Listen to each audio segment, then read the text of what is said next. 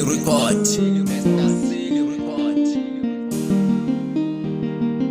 Alani kuhlangana timpoya mwana wala madala.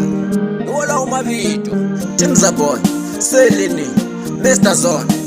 Nini zanaka, zangu zanaka, zanaka, zangu zanaka, zangu nini zanaka, zangu zanaka, kuwepo kwenyu zanaka, zangu zanaka, nini zanaka, zangu zanaka, kuwepo kwenyu zanaka, zangu zanaka, alimanyike zanaka, zangu zanaka, kuwepo kwako zanaka, zangu zanaka, sama zanaka, zangu zanaka, kuwepo kwako zanaka, zangu zanaka, chamanda zanaka, shofa telegente zanaka, kuwepo kwako zanaka, zangu zanaka, chamanda zanaka, zangu zanaka, shofa telegente zanaka,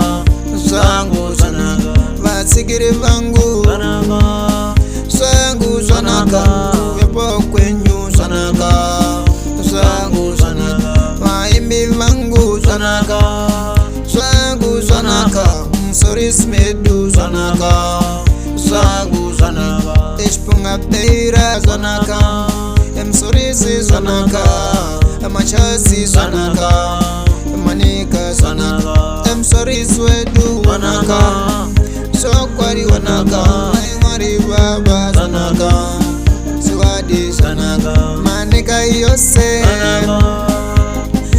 yanaka, manika yose yanaka, sokwadi yanaka, urove yacho yanaka, sokwadi yanaka, tibi yacho yanaka, sokwadi yanaka, mapungwana yanaka, yose yanaka, yanaka, yose yanaka, Msambiki wedu wanaka, chokwadi wanaka, wanaka, uzangu wanaka.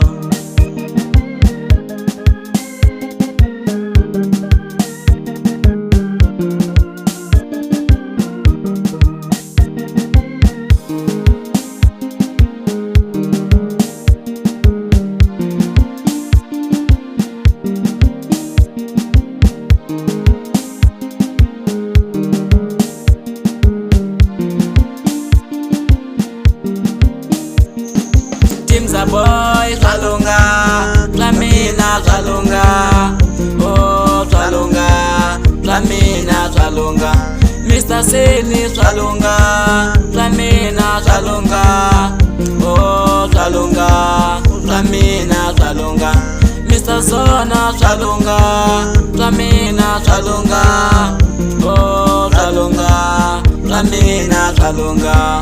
Ratsagiza wana mama, ratsagiza wana mama, nukulaga wena bananga. Ratsagiza wana mama, ratsagiza wana mama, ratsagiza wana mama, nukulaga wena bananga. Kula wase mkula, mubati ngoma zeduma. Shila wase mkula, mubati ngoma zeduma. Anisi ina wina, awa supporta siva kona.